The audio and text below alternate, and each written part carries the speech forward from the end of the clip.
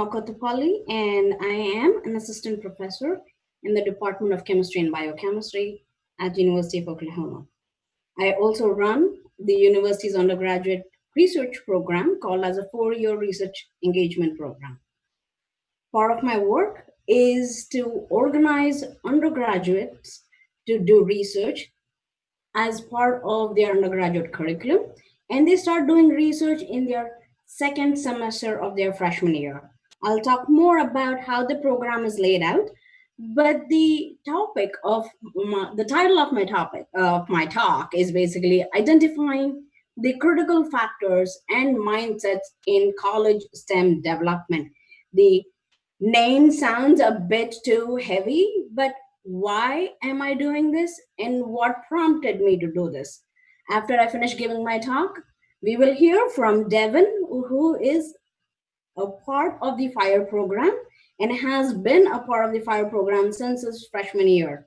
Currently, he's a senior and has recently won a couple of awards, including Goldwater and most recently Astronaut Scholarships Fund, that he is going to give his talk for that particular award. Today, you will be hearing about it. So to begin with my talk specifically, let me ask you a question.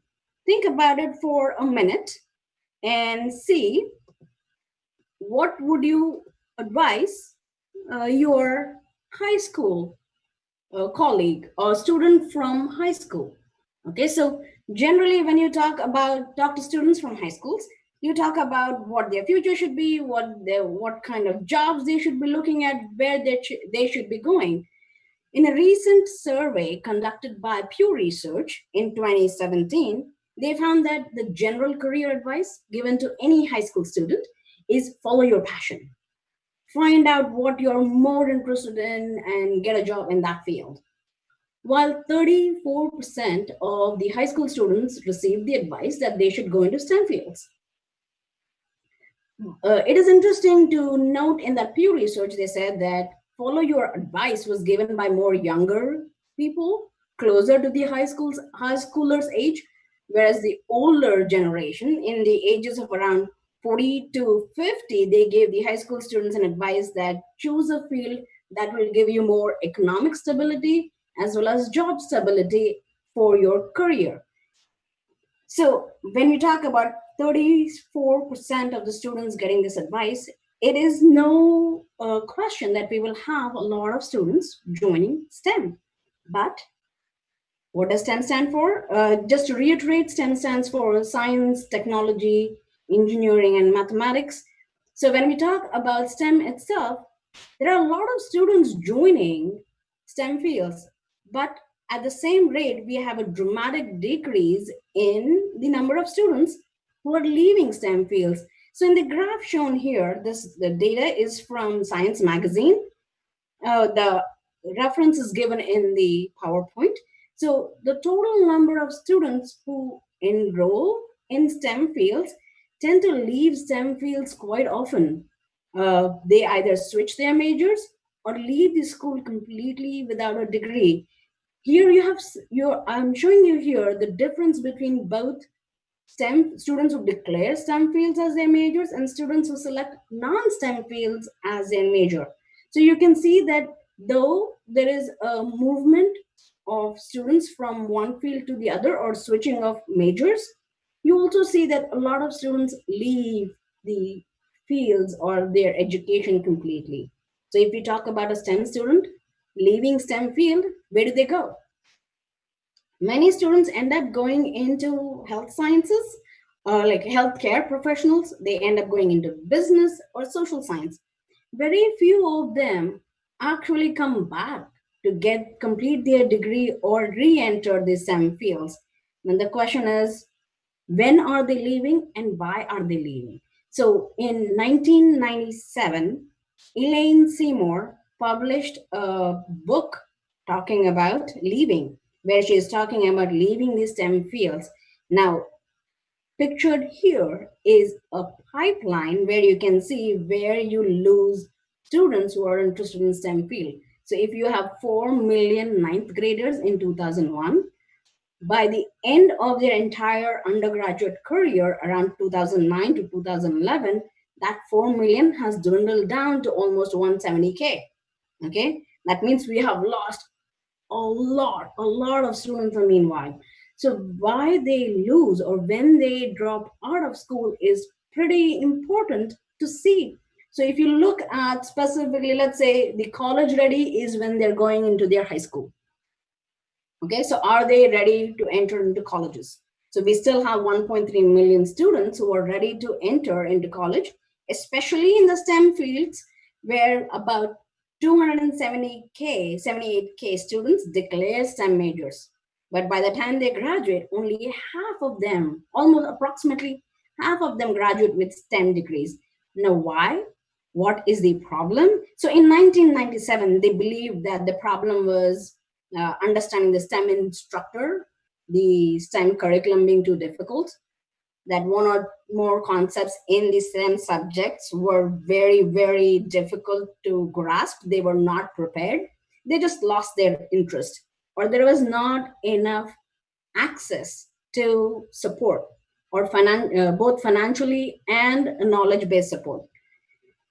So, what Elaine Seymour and her colleagues did in about 20 years after that, they published another book called Talking About Leaving, revisited in 2019.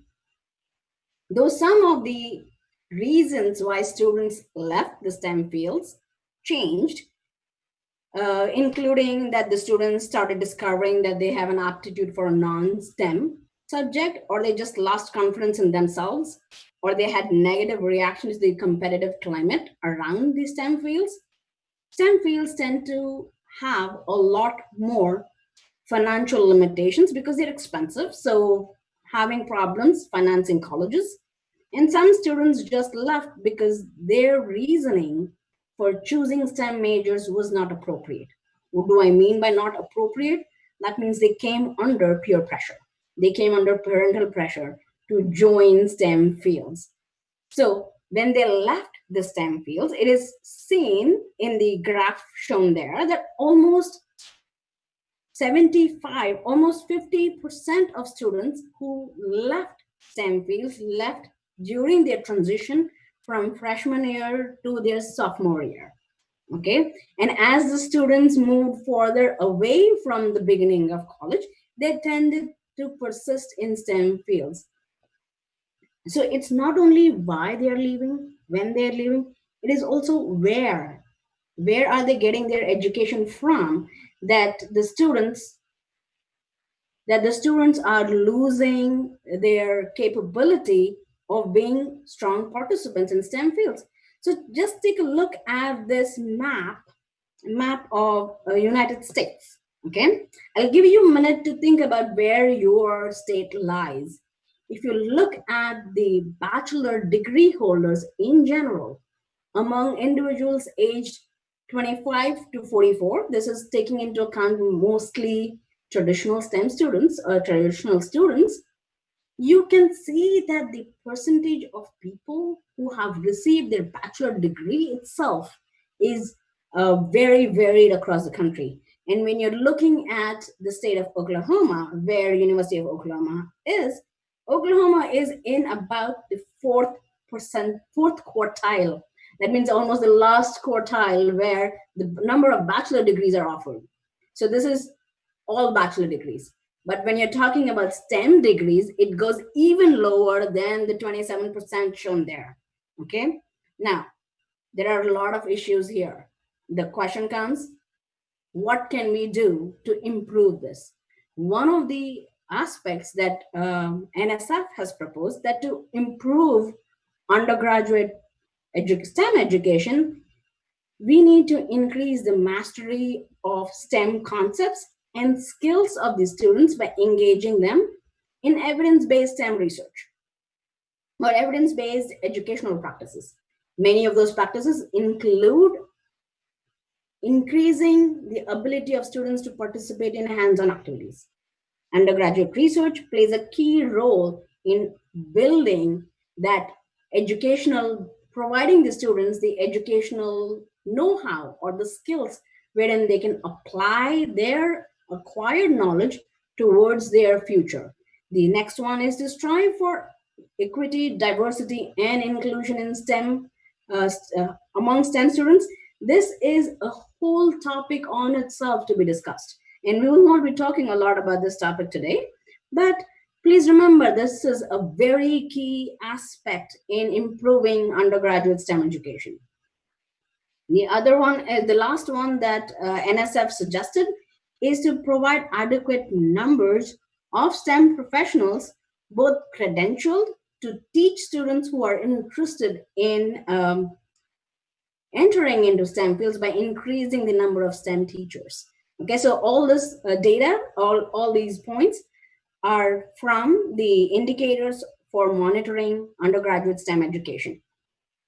So when we talk about this, okay, so we have all these factors to improve undergraduate STEM education. What is University of Oklahoma doing?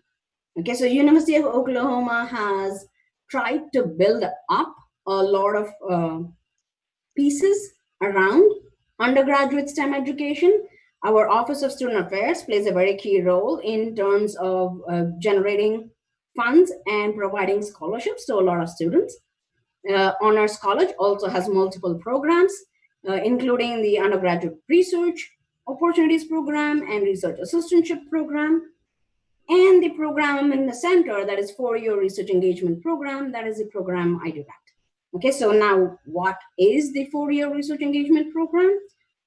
This program is divided into a research component and an engagement component.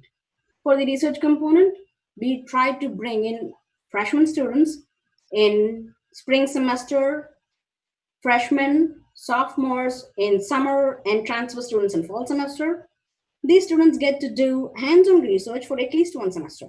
So we promise them at least one semester of research in a faculty's lab. Whether they like it or not like it, it is up to them whether they embrace doing research or they don't want to do research at all. But even if they don't want to do research, we want to keep them engaged. And that is our engagement component of it, where we offer seminar credits or seminar courses. These courses are basically helping the students to improve their communication skills, write their letters of applications, write their personal statements, apply to internships. So that is what we are talking about in the engagement component, is how we can help the students promote themselves for for graduate programs, for professional programs, as well as for job opportunities. Over the past 3 years that we have the FourYear research engagement program running, we have been able to provide research experiences for more than 300 students under the guidance of about 90 mentors across 16 different departments at OU. So this is not a small undertaking. It is a program which promotes undergraduate research. Now, when we have this program running, one of the questions we thought that, can we use this program as a way to study what motivates the students to continue in research, or motivates the students to continue in STEM fields, or what makes them leave doing research or leave STEM fields altogether. So we designed a research program and used FYRE program as a research study. So using the students who are participating in our FYRE program, we asked multiple questions. I'll come to the questions in a minute, but this is how we designed our assessments. So where we had surveys going out on multiple time frames, almost every year for the students after their first semester. So this is to see what happens to the students who have participated only for one semester or who have participated in multiple semesters. Is there any change in them? So we looked at linear, that is across individual years. We also looked at a longitudinal manner in which we are seeing the progressive improvement or progressive change in a student's attitude, in a student's thinking, in a student's mindset about their own future, about their own career, and what they think about themselves.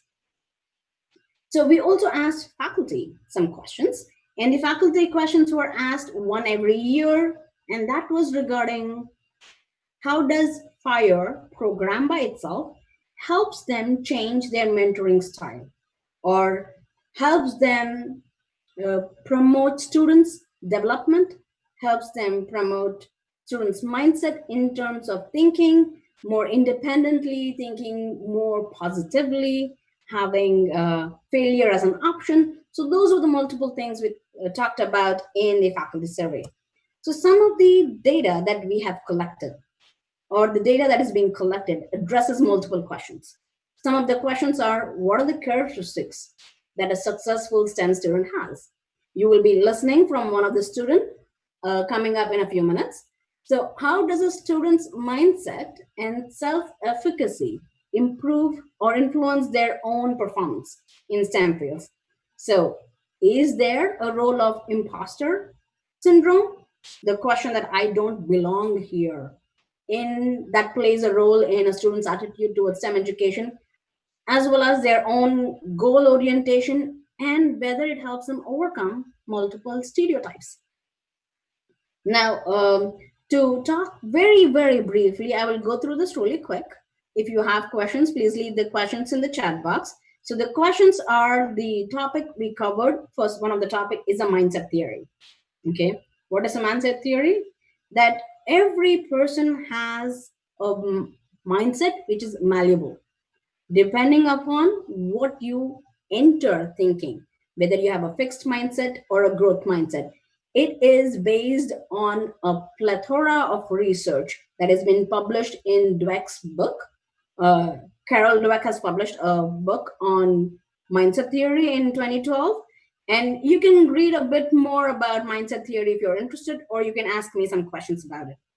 The other questions that we asked about, as we mentioned, were attitudinal opinions in terms of self-confidence, motivations, and beliefs about of the student in their own aptitude for achieving or learning STEM fields.